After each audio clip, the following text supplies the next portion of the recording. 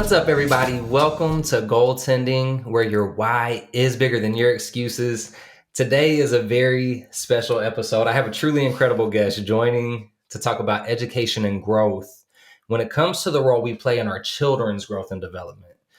There's nothing more important than our kids to building future generations. So very excited for today's episode.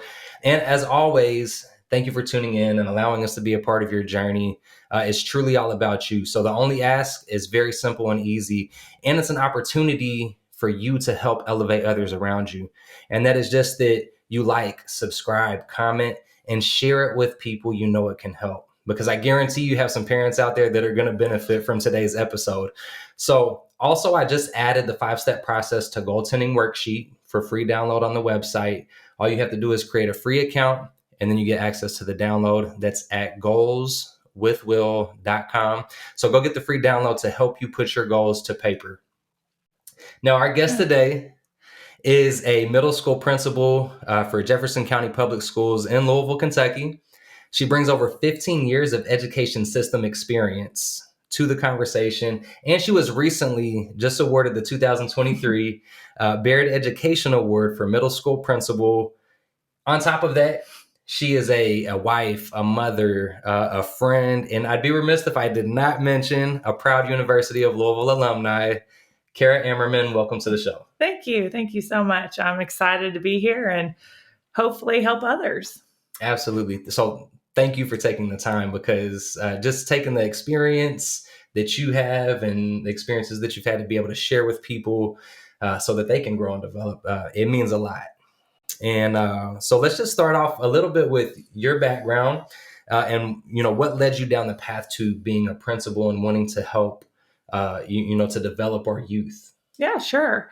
So actually, when I started thinking about, what do I want to be when I grow up, I thought I wanted to be a surgeon, actually. And then that morphed into maybe physical therapy because I'm very sports, athletic, background driven.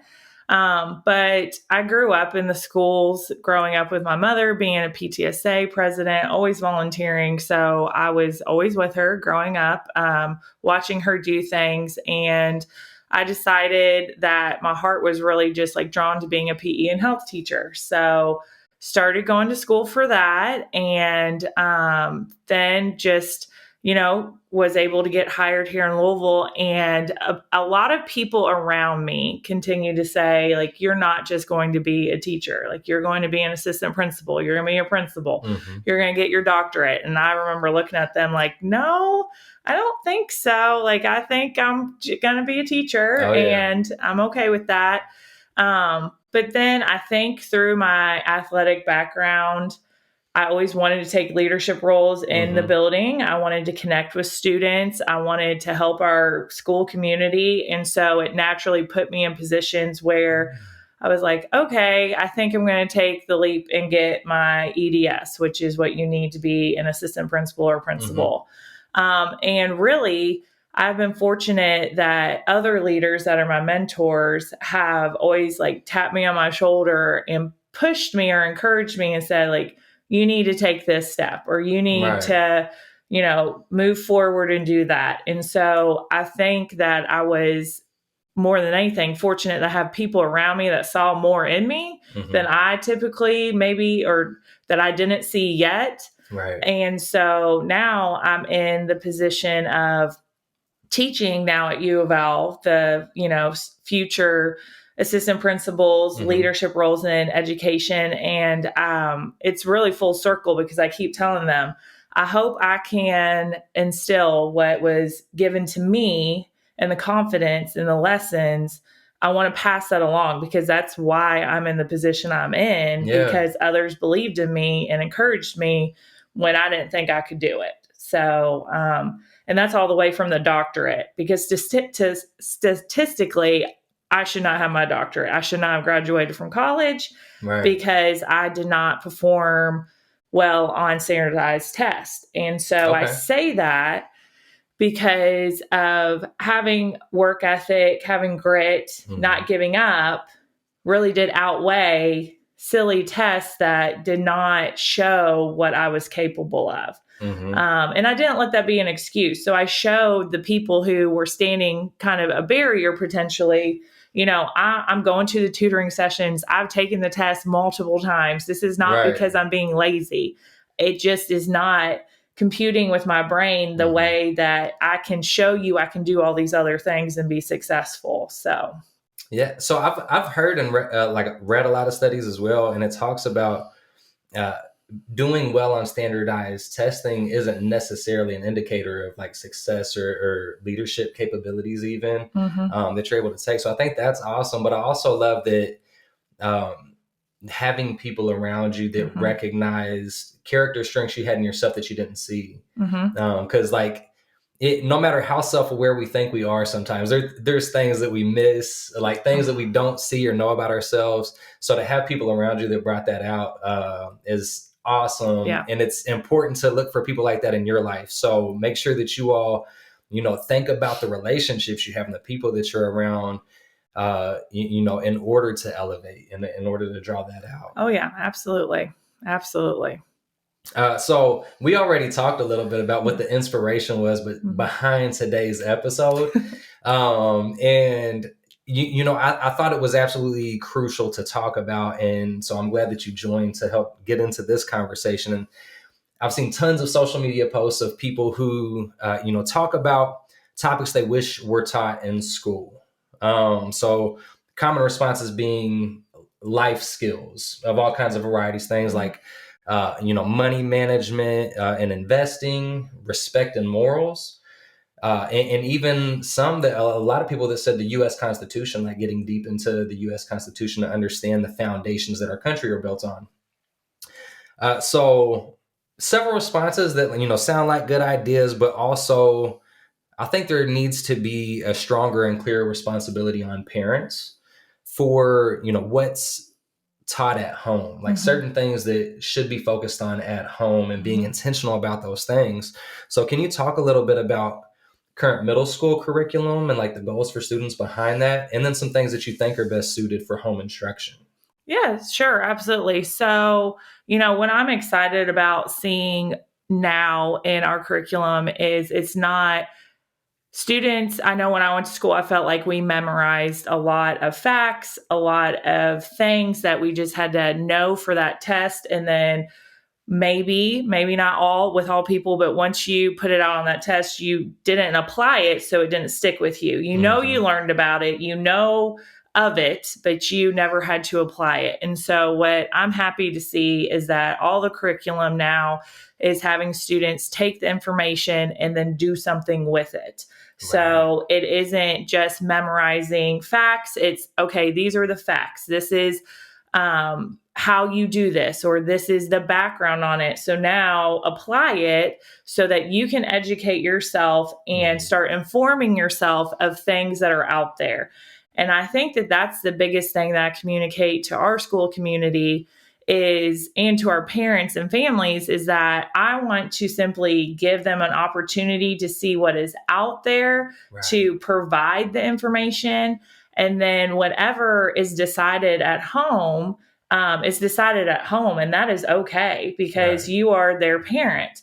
And I want to make sure as an educator that I'm just providing information holistically so that you have the information. I'm not telling you what I think or what I believe.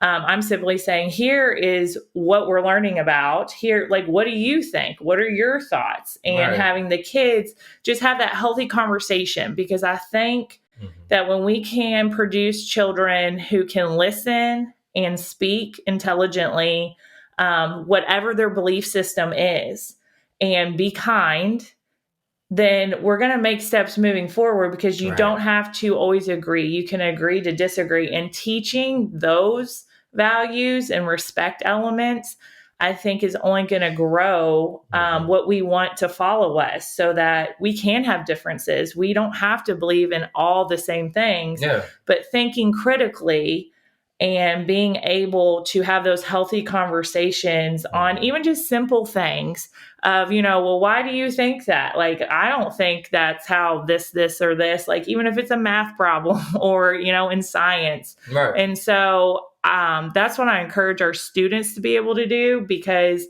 if we can model that and show them how to have conversations, especially when you disagree, in a variety of ways, mental, emotional, social, I mean, especially middle school, that's when they start, growing up and having their opinions. Yeah. And if we can partner with families to just, teach us foundational skills, I think it will carry over into a lot of things in their life that's going to benefit them. Right. So I like that you talked about the being able to have differences.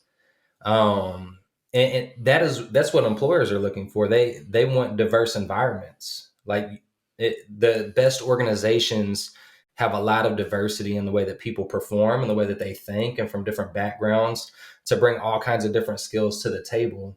So I think it's like fantastic that like promoting that, not that there's one way to think, but rather it's okay to think differently and learning to communicate that effectively. So Absolutely. I like that a lot. So to jump into that one a little more, I know that I know a lot of people who talk about economic background differences. So you have like kids from all kinds of different economic backgrounds, low income, like middle high, all of that. I don't know much about what kind of financial education is currently taught at the middle school level, or what things are kind of expected on parents. But I was just curious about if there's like a way to try to help level the playing field of helping build financial intelligence for kids from different backgrounds who might not be able to get the same kind of education from their parents at home. Sure. So I think what has been really awesome that we recently have moved to as a district is, in a lot of our middle schools, is called the Explore program. And so that is giving students opportunity to learn about business communication, engineer design, health services, consumer science. And so that is beginning to show them, okay, these are real world businesses, companies that they get to go see. They come, those business and companies come in and like talk to them, teach them about a variety of things of their skill set. But specifically in business communications, I think it's neat for them to start seeing like, okay, what is your dream job? Let's research, like, what do you have to do to be able to do that dream job? How much is it going to cost? Do you have to go to college? Do you not have to go to college? Do you have to have a certain certificate? So that they truly start to understand that. And then in high school, we have academies of Louisville. And so I know several actually specific high schools run a Class Act federal credit union in their school, and the students get trained and work officially at the bank. So they are getting hands-on financial literacy, but also learning what it means to work, in a financial institution. But I definitely think it's important for students to understand how the math elements that they're learning do play a part in the bigger picture of what they're going to have to do real world. So, kids, especially starting in middle school, well, how does this, like, when am I ever going to use this again? I think curriculum has also shifted to show them this is when you will use it. It may not be anytime soon, but even just hanging up a picture, in your house one day or apartment or wherever you're living, like that's math. And, you may not understand that what you're doing right now is actually going to help you be able to measure and do this and that. But I like the shift of, having those foundational skills set in our students, but then also programs that all students have access to. So you don't necessarily only get to do it if you apply for it, or only get to do it if you're accepted into something. It is something that all students get to experience. So it's building those real world experiences. And our city has been amazing with the different partnerships that are like right in their backyard. So they can leave high school and feel like, oh, like I already have a certification, can start working here. Or, there's a Hmm. lot of nursing programs where they already have some entry level classes taken care of through high school so that they're ahead of the game.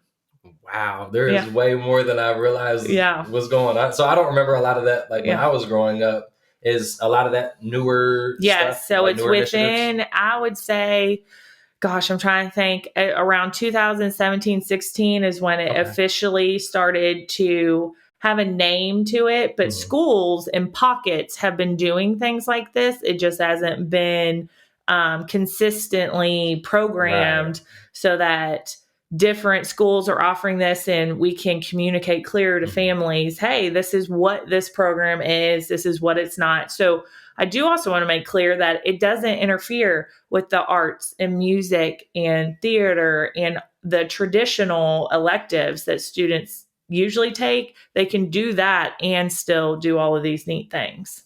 Wow. Yeah.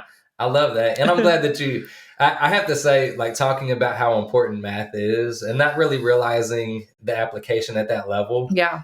So for me, it was like geometry. I was like, what do I need to know how to do all this stuff for? And then as I get older, I started doing a lot of like just house projects with my father-in-law and doing woodworking projects. And we start cutting different angles and doing all this stuff. And I'm like, wow, geometry is Yep. a very Yes. useful life Yes. skill. So it is very applicable. I'll say that. So you know just as well as I do that busy schedules are a real thing. I know that it's everybody battles their own busy schedule in their own different ways. Like for us, Brittany, my wife, and I both have full time jobs. Our daughter doing competitive dance 2 nights a week. Our son's been doing t-ball 2 nights a week. Managing the podcast. I'm working on writing a book right now. So there's a lot of irons in the fire for us, and I know that a lot of other people out there are going through their own very busy lives. And so with that, realistically, what would you recommend as like a good amount of time to spend on intentional at-home development and education, like the parents can work on with their kids?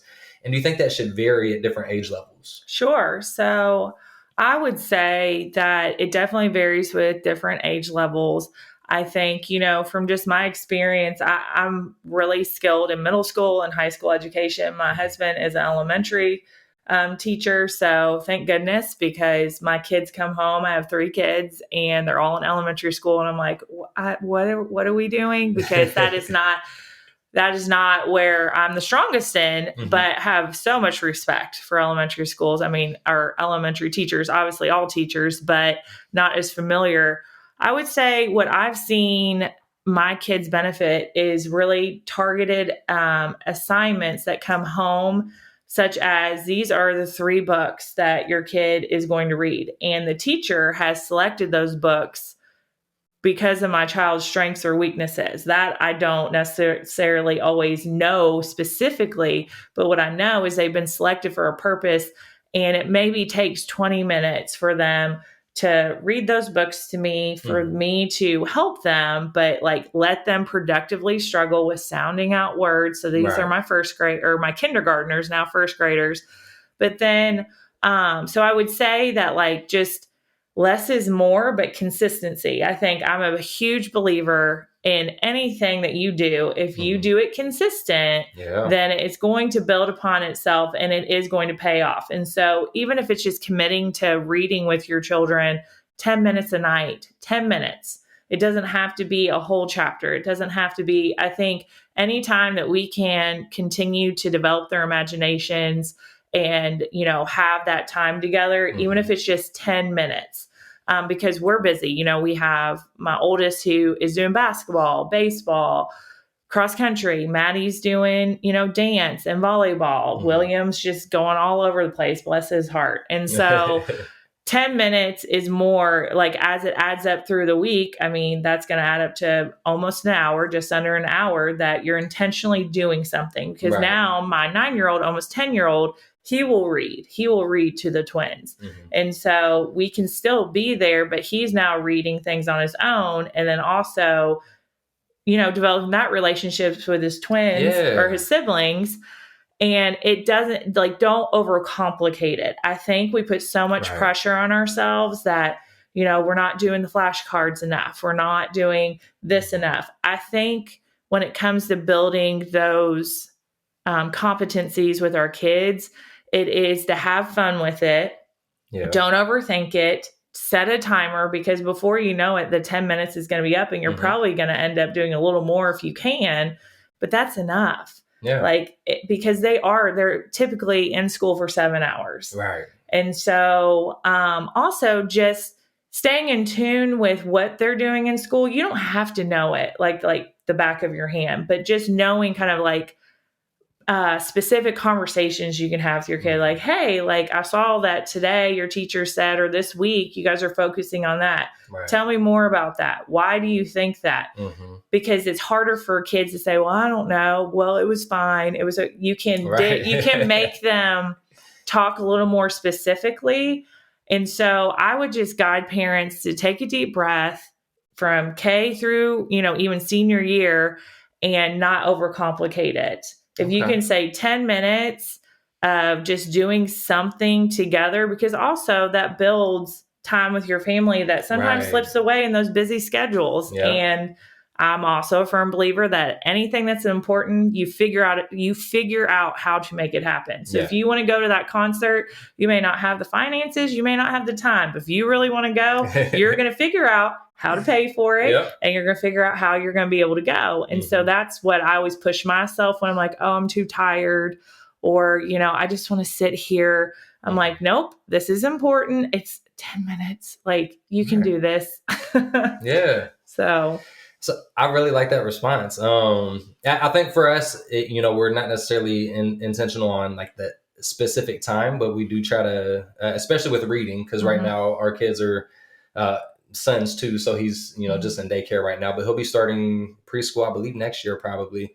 And then my daughter's in first grade. So for us, it's a lot of the reading mostly, or if she gets any kind of, writing or math stuff that she can bring home, we'll do together. But I want to emphasize don't focus on it as necessarily like we have to spend this time doing education stuff, but it's a bonding opportunity. Like it's us spending time together. So even though it is meant to be like a mental challenge or to help with development, it's really about just having the time together, like spending time together in a different way. And when you think about it, the like 7 hours that are spent at school, they're already probably mentally exhausted. Like they've already been challenged throughout the day mentally, and we do need mental breaks. So I think like that seems like when I run that through a sanity check, that seems like a good response of, 10 minutes to an hour or whatever, depending on what things are going on. Right. So I like that.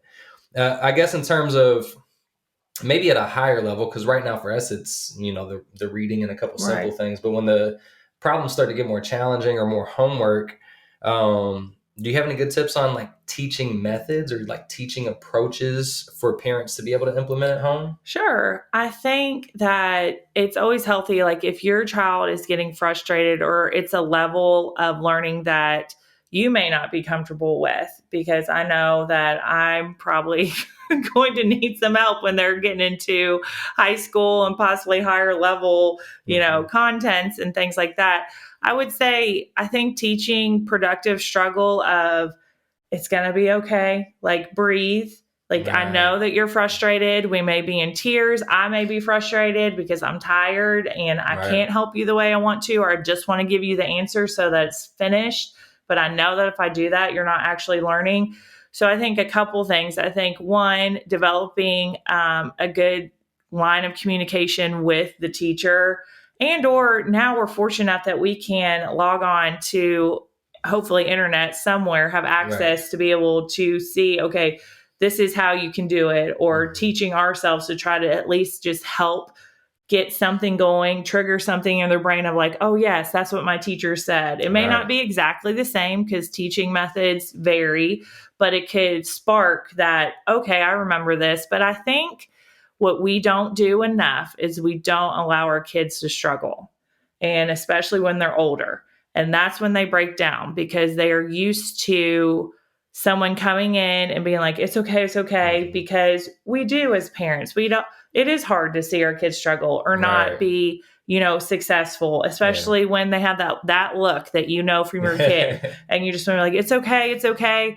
And I'm not saying that you can't encourage them, but teaching them realistic things, because when they're out there on their own, they're going to have to cope and understand how to get through a challenge. And so, and it's okay. One grade should not affect their whole entire, success in that class. Right. So, my oldest came home and did not have a good grade on I think it was his math. And I was like, oh my gosh. And I had to stop before I focused on the grade instead of the learning. Like, what is going on? Why did you not know this? So I asked those questions instead of saying, I know you can do this. You should have gotten an A. It shouldn't be about getting an A. Should be about, did you not understand it, or were you struggling, or were you lazy and didn't complete it? Because those are all three different conversations. Right. And so, it turned out he just didn't put forth effort. So that's a different conversation that I'm going to have with him than automatically going to, you should have gotten an A. You should have gotten an A.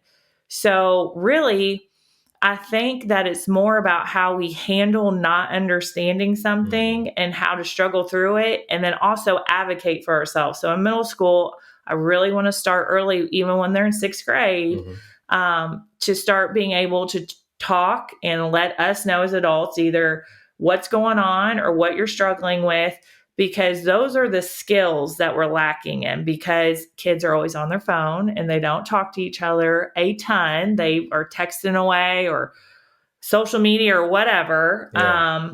And so I think those skills of productive struggle, learning how to handle, what do I do when I feel like I'm going to cry, or I'm so frustrated, or I don't get this? Do I give up, or do I do A, B, and C? Because mom and dad or whoever you live with also may not know how to help you right then that minute. Right. But if they can help you understand, it's going to be okay. This is how we're going to handle it tomorrow. This is what you're going to say to your teacher or whomever, and then handle it like that. Because yes, worst case scenario, you might have a bad interaction with the adult on the other side for whatever reason. But I do feel confident that if you handle it those ways, that interaction of being negative potentially is going to increase to being positive, because it's solution oriented. Yes, we didn't do this. We didn't know how, quite frankly, but here's what I'm trying to teach my kid. And so, like, how can we get to where he or she was supposed to be? Right. So I think a lot of it is how teaching our kids how to react to when things don't go well, because we know how to react when things go well, but we need to do a better job as teachers, as educators, and just as families of being okay with productive struggle. They're going to be okay, because we're not going to let them fail to the extent of like it being so where we can't like recover from it. Yeah. So that would be my suggestion, honestly. And I love that. And I love specifically, you said the word cope, like coping mechanism, coping skills, because that's, in my opinion, that's one of the most important things and skills that you need going into adulthood. I think if you have developed a good level of coping skills as you go into adulthood, you're at least set up to face the challenges that you're going to face. I mean, because challenges are going to hit you regardless of what path you take in life. There are going to be a variety of challenges that you face. Yes. So having the coping skills is exactly what I think of as being like one of those most important skills that you really need to develop. So I'm glad that you talked about that and brought that up. And you brought up screens a little bit, the screens. So this one is like for me and Brittany, but I know that there's a lot of other parents that struggle with this. So I think it's really important to talk about screen time. And technology is constantly advancing, and there's a lot of positives to it, but there's also a lot of negatives to it. I mean, when you think about TVs and tablets and, computers, phones, games, like all the variety of screens that a kid can be in front of, it's easier and easier for kids to distract themselves with screens. And it's easier and easier for parents to, like, if they're very busy, to Mm-hmm. just here, Yep. just watch Yep. TV for a little bit, or like, here, take this tablet or whatever it is, like, to just be in front of screens more. And there's ways that you can use screens where, like, if Mm-hmm. you're on your computer and you're doing something developmental, that's one thing. Right. But screens can be distracting in a lot of other ways when it comes to social media or just games and other stuff. Sure. So what do you recommend as an approach to screen time at home? Sure. So I think this is hard. It's hard because kids are going to have screens one way or another just because of how society has shifted Mhm. with advertisements, access to things. That technology is, so much more advanced than what it was when, we were growing up, for Yeah. sure.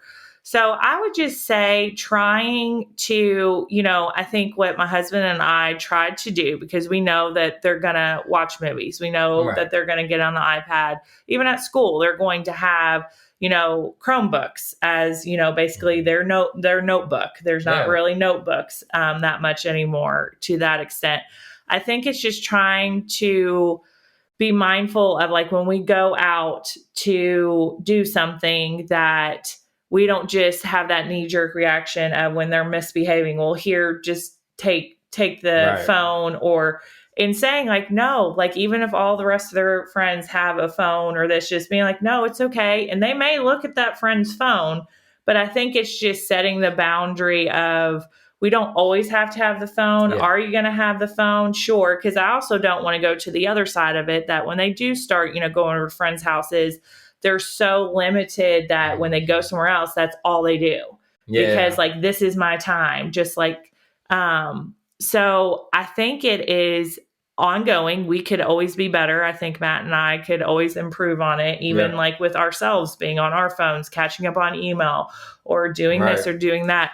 So I truly believe, like, we also tend to go to places like BW3s, which has lots of TVs. And so they may not be playing a game, but they're probably watching a game on TV, or they're entertained by what's, on the TV screen. But also that allows us to, like, talk and, like, either laugh or say, like, oh, what's going on that show or game. Typically it's some kind of sports game. Yeah.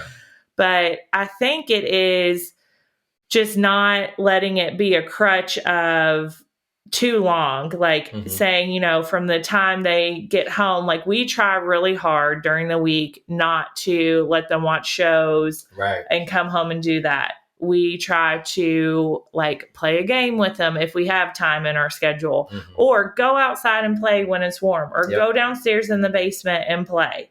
Yes, they might fight or be loud or, get on my last nerve, but I'm like, okay, it'll be fine. It'll be fine. Yeah. But we try to do that where it's, like, not that much the 5 days. And then on the weekend, if they wake up on Saturday, they can watch, Saturday cartoons or whatever. But I think more than anything, it's hard because everyone's situation is different. But if we are at least thinking about it, I think that's the first thing. Is when you're actually thinking about it. And then second, what is the purpose behind it? Like, do you need them to zone out so that you and your partner or friend or whoever can talk without, like, what is the purpose of them having it? Is it so that they're behaving, or is it so that they're distracted for you to be able to accomplish something and then come back to it? So I think when you just think about those boundaries for what you want for your kid, I think if you're thinking about it, it's healthy, but it's hard. It is hard. So, like, we've tried to set the boundaries of, during the week, we don't need to be doing that. And then even on the weekends, yes, there's time for it because, like I said, I don't want them to go somewhere else and say, like, oh my gosh, they have this, this, and this, so I'm just going to sit here and do this, while kids who have a healthy relationship with it don't feel like I've got to stay playing this video game the whole time because I know when I get home, I'm never going to be allowed to play it. So I don't think there's a perfect answer, but I think just asking yourself as the adult, like, what is the purpose? What kind of boundaries am I going to try to commit to so that I just set up a healthy relationship with it? Because that's also what we've got to teach them, because when they get into middle school and high school, they need to know what they should or should not be doing on technology. That's for sure. No, I mean, definitely. And that's, so we've tried to start getting better on the, like, less screen time during the week and, you know, cool on the weekends in terms of like running it by, like, what is the purpose of this? But I think one of the challenges we were having is we were allowing, like, when they would wake up in the morning, like, it's, you know, we turn on the TV and have a cartoon on. Jaden loves watching Monsters Inc., you know? So we would turn on the TV, but what happened is they would have an expectation. They would want to come out, sit in front of the TV, and then they would not want to stop watching TV when we're like, okay, it's time to get ready for school. Yep. And we're like, all right, this is a problem. And so what we started to implement is we're not going to do TV in the mornings during the week because we have things to get ready for. Like, there's things we have to do. Now, if for some reason or another they wake up early, and then we'll say, all right, once we get all of our things done that we need to be ready, if there is time after that, then we'll turn on TV for a little bit. That's okay. Then at that point, we've got the things done that we have to get accomplished. Right. But I like the idea of, like, being flexible and running it by, you know, what is the purpose of this screen time? So I like that a lot. Now, this is one that I'm super excited to talk about because when we had an initial conversation about today, you brought up an assignment at school, and I absolutely loved it and the concept behind it in terms of, like, helping to promote critical thinking and effective communication. And so you told me the story about an assignment for students to write about the presidential candidate they supported and why. And so after we had the conversation, I was thinking, how would I have responded in middle school to this question? And I don't know that I would have been able to give an intelligent response to it at that time. Like, I don't think that I had the understanding or the fully effective communication skills to, like, properly get that across. And so I really wanted to bring it up just to have you share the story. Sure. And the concept behind it, because I think it's fantastic and I wish that I had been challenged like that. So will you share the story? Yeah, sure. So we had, you know, every time during an election year, any kind of election, it's a great real world activity to start talking to students, just the process of elections. You know, what qualities do you want to see in candidates? What do they believe in? What do they not believe in? And just really just talking to them about the process. And so what I always want people, and even, you know, the teachers that I, you know, lead at my school, it's always just talking about the process and making them understand so that when they do get out there, they can be more informed with what they're doing, why they're voting, and all that. And so this assignment was writing whether you agreed or disagreed with who was going to be president. And so the student had very strong beliefs on why someone should be the president. And when he was writing about that, he was not writing intelligently. He was writing like a middle schooler. And there were some things that were being said in the response that were not appropriate. And so the teacher asked, you know, what do I do? Like, what should I do with this? And I said, and he, you know, said, you know, is he going to get in trouble because you don't agree with this? And I was like, hold on. I was like, why would you think that I don't agree with this? Because I've never talked about my belief system specifically. I've always said, I want kids to be able to dig into what they believe in and articulate it correctly. Right. So no, he's not going to get in trouble. I'm not upset with what he's saying because I may or may not disagree or agree with it. It doesn't matter if we agree or disagree with what he's trying to say. Yeah. I said, and that kind of, the teacher was like, oh, okay, I didn't think of it like that. And I said, correct. Like, it is not our job to say this is right or wrong. We have to make sure that if this is his belief, which is okay, that he writes in such a way that he sounds educated, he can articulate what he's trying to say. Because right now, if anybody reads this, it's just going to become an argument of dysfunction because of how he's saying what he's saying. Right. So we have to be able to say, okay, you believe this. How can we say this in a intelligent and educated based way where people will listen to you, will at least hear you and not shut down because you're saying things that will automatically close some doors, rightfully so, because that's not how we should talk to each other regardless. And so really pushing the agenda, if there's an agenda being pushed, is being able to think about what point you're trying to get across and say it in a way that it can be a productive conversation. Again, people don't have to believe or agree with you, but if they're not even going to listen to you because of how we're approaching it, then we're doing a disservice to our kids, because we should be teaching them not what to believe in, but to be able to articulate their beliefs in a way that could potentially make things better, and have a productive conversation. And so it's always about we're never going to promote, being hateful or unkind or saying things that are hurtful, because that is just, we don't need that. And there's no space in anywhere, whether it's education or society, there should be no space for that. But you can believe in things and have differences and still coexist and be kind and at least listen so that we can have a productive outcome. Because if we attack things the way we initially, the student being a middle schooler, it was a teachable moment, because he was like, oh, it was like, yes, like you can say all of these things, but how can you say it in a way that someone's going to listen and that you're not attacking someone? Because you should not ever approach anything like that, because that's not how we're going to grow. So a couple things happened. One, I think it just showed that I really am walking the walk of saying, like, you should never really know what I believe or not believe in, because I'm a principal of all students. They come to me with all kinds of different backgrounds. I may understand, maybe not understand things, but what I know I can promote is that we are not going to be hurtful. We're not going to be unkind, but we're going to have the ability to listen and decide for ourselves with the influence of our families, because they are middle schoolers, of what we believe in, and articulate that in a way that's productive. And, I think that also helped the teacher, because sometimes we jump to emotions too much because we're humans.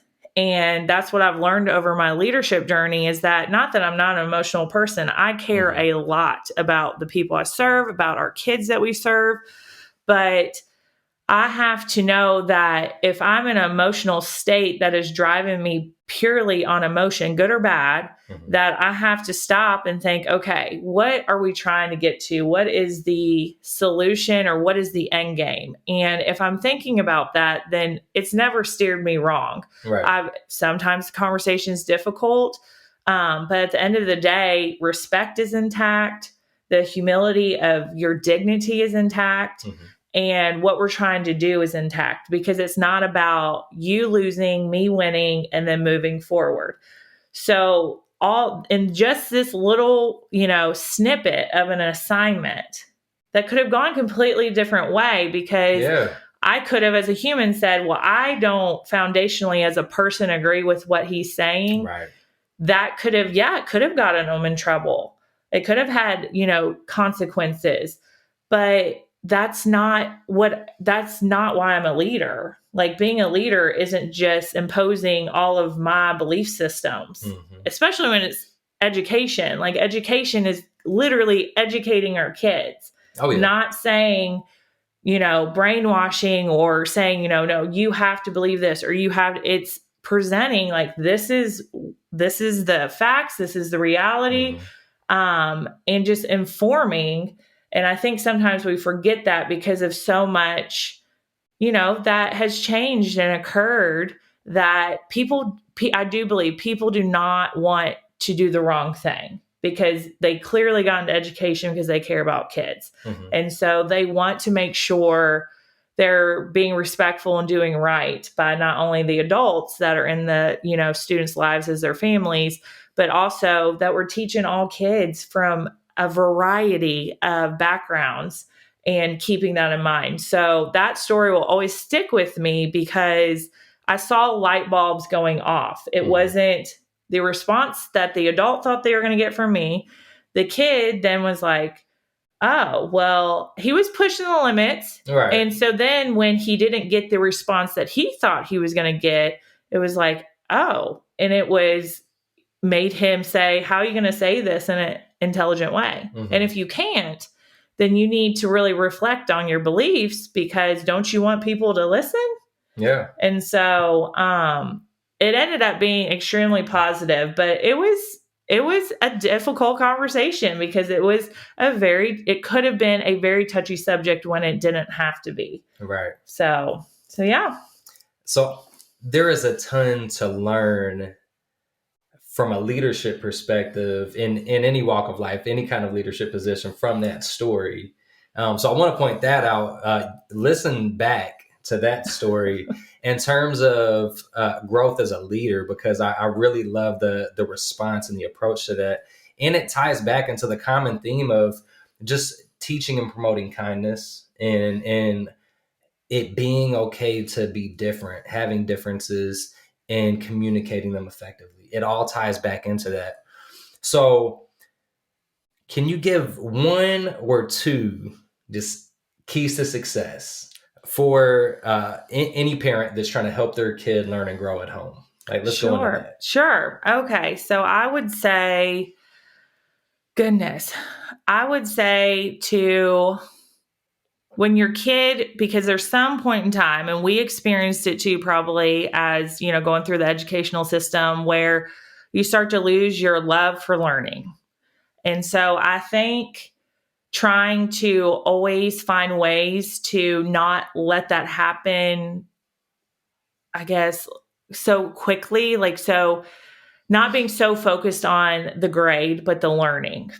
So grades are important. So I'm not saying that. But what I am saying is that always talking about, do you feel like you learned this? Or what do you think you fell short with in learning this? And having those productive conversations. And your kids might at first, depending on how old they are, say, well, I don't know. I just didn't understand. Or I don't know, because they're frustrated. Yeah. And so, yes, you're not always going to have this big in-depth conversation with your kid. But I think the more, it goes back to consistency, the message your kid hears from you that I want you to be successful, but I want you to actually learn. So what was it about the learning experience instead of, I know, and it wasn't, bad that we weren't I'm not saying baby your kid now, but always saying like, well, why didn't you get an A? Why didn't you get an A? That's a different thought process than what didn't you learn? Right. What do you feel like you felt short on learning? And that's hard. It's hard because we want our kids to be straight A's and be successful. And that's an indicator of, which is kind of being broke. Like you said, with employers are not so concerned about if they got all A's. It's, do they have the skill sets of showing up on time? Being able to listen, take directions, apply those directions. So that would be my biggest thing, is always focusing on the learning aspect of it. And the grades will come, because if your kids are learning, then they're going to perform well because they feel confident in that. I think the second thing would be just arming them with the confidence to advocate for themselves. Because you have to think, there's always that adult or teacher, professor. I mean, this goes for all the way to, like, if you do go to college, you're always going to have a difference of maybe bumping heads. I had them. And what I try to tell my students is, you clashing heads because your personalities don't click is going to hurt you more than it's going to hurt them. And so how can you learn? And that's going to happen with bosses, potentially. That's going to happen with people in your life. So what is your goal? What are you trying to accomplish? And how can you do that without feeling like you're constantly bumping head with this person. Now, if the person is doing things, and I always say this to my kids, there's a line that if it's unethical, it's not moral, it is hurtful, then that's a different conversation. Right. But if it's just, this person is not my favorite person, and you're going to have those in your life, how can you focus on yourself to not let their energy impact what you're trying to do? What are you trying to accomplish in this class? So probably for a middle schooler, I just want to make sure that I pass the class and obviously learn something, but I just don't want to take this class again. Okay. Right. All right. So what do we have to do? Because if you think, because there's that whole rebellious side of, well, if I know that you don't want me to talk or you want me to constantly be in my seat or whatever the expectation is, if you want them just to leave you alone and you just get through the class, then what can you do to almost prove them wrong? Like to almost show them, like, I'm not that person. And then you're winning too. So it's not appeasing them. It's not changing who you are, losing who you are, but it's being able to navigate that difficult situation. So, I mean, those would be the two things that I think that I've seen with struggling learners really change their mindset is it doesn't have to be about the grade. I need you to learn this. Okay. Yeah. And two, if you have someone that you don't get along with or you don't, just connect with, like, oh my gosh, that's my favorite teacher, that's okay. But this isn't going to be the last time you have this experience. So I've got to teach you how to get through this without losing yourself, feeling like someone is able to talk to you. Like no one should talk to you where you feel like you're being demeaned. So I always make sure I talk to young people about that. I'm not saying to allow, there's certain things that are just automatically off the table. So I'm just talking about that genuine, we're not connecting. Yeah. And how can we work through that? Because this is not going to be the last time that you have somebody that is going to be your boss or going to be in charge of whatever hurdle or whatever thing you're trying to get through to get to the next door. Yeah. And I think when I see my kids at school, that light switch and they kind of look at me, I'm like, just try it. Just try it. If you try it for 2 weeks, I promise you, all of a sudden things are going to be so much different for you. And it's not because you're letting them do whatever. It's not because you're changing you. Because I always want kids to know you don't have to change you. There's nothing wrong. It's just seeing things in a different light and using your skill sets to get what I know you can be. Because I tell kids, you're not bad. Your actions are bad. You are a good kid. Your family member sent you to school saying not you're going to have the worst day ever. 99% of the time it is have a great day at school, et cetera, et cetera. So we all make bad decisions. That does not make us bad people unless we allow that to continue to happen. So I think that would be my two big things that I always talk to teenagers about and talk to my own kids about. And again, those are like mindset shifts, I think. And I think it's also raising the expectation because it's not an either or. Yeah. So. Oh yeah, for sure. And I mean, when it comes to like maintaining a love of learning or trying to find that, or if you lose it, gaining that back, I want to use that to truly say thank you to the teachers out there that make an impact in kids' lives. Because I think the vast majority of people can say, I had a teacher at some point in my life that they made an impact on them for life, that they hold on to that. For me, it was Miss V in high school. I struggled with English and literature, really like all through middle school and through early high school. And it was, there was a lot I could have needed to work on in terms of mindset and coping and things like that. And I realize that now. But at the same time, I think that there are some instructors too that can ask what am I doing to reach that student? Is there a way that I could reach them in a different way? Because there were teachers who said I was a problem child. In ways I was. I'll accept my part. Okay. But when I had Miss V, she approached things differently and it Yeah. clicked a different way. And that completely changed how I thought about reading and writing, and I gained a passion for it. And when I got to college, my professor, either my, I don't remember if it was my freshman or sophomore year, but my professor actually tried to talk me into switching my path to an English major from my writing, and thinking that I could also be a good tutor to help freshmen coming in to be relatable. And I credit that very much to Miss V and the Mm-hmm. impact that she had on me. And that will forever be a part of me and who I am. And I take that now with communication skills and like working on writing a book next and doing some other things. So thank you to Miss V from me, but thank you to all the teachers out there who truly do more to make an impact in kids' lives, because that's something they will hold forever. So, is there anything that you would like to like promote, or a way for people to connect with you? Sure. Um, Yeah. No, I mean, I always, I use Twitter as my professional way of communicating, as a leader and someone who is passionate about education.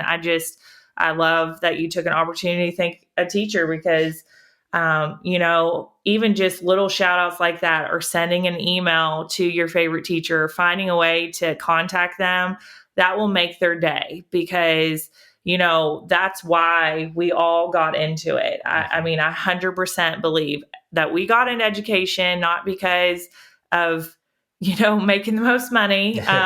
We got into it because someone, helped us. Like, Yeah, not all teachers were straight A, students themselves. There's so many stories of that. So I would say, I would love to take the opportunity to say, connect with whoever, did that for you in school. And, hopefully there's multiple, because that will, you know, make them know that they did make a difference, at least with like one kid, or that, oh my gosh, someone still remembers me as their teacher. And right. I didn't even think that I made that big of an impact. My Twitter is at @Karajo_Ammerman. I post every morning a positive, quote or saying, because I say selfishly, it helps get my mindset going for the day. Yeah, But I'm just hopeful to, again, pass on that if you do the little things differently and consistently, then they do add up to big. And it takes mhm. some time and you have to be patient, but I love what I do. And I also appreciate, obviously, teachers. There's been a big shift recently of, people not being the kindest to our educators. And Yeah, again, we got into it because we love our kids and we want to make a difference in how they navigate through their life, and what they ultimately do with their potential, mhm. because we're teaching the future doctors, we're teaching the future lawyers and mechanics and, all the trades. And it starts somewhere. So thank you, teacher. Absolutely. And thank you again for taking the time today, for sharing your experience and your knowledge, because this is going to impact a lot of people. So you all need to share it. If you have a parent out there, make sure that you share it with any parent you know, because this will truly help with developing the next generation, with making sure that we're taking steps at home too, outside of school, all of it. So thank you again. Thank you all for tuning in and allowing us to be a part of your journey. Don't forget the 5-step process to goaltending worksheet is available for free download on the website at goalswithwill.com. And make sure you all like and subscribe. It helps. That's one of the things that help it get out there, because this is all free and that's all I ask. And so we also want to connect. Make sure that you join the conversation by sharing your thoughts and questions in the comments, and let's grow together.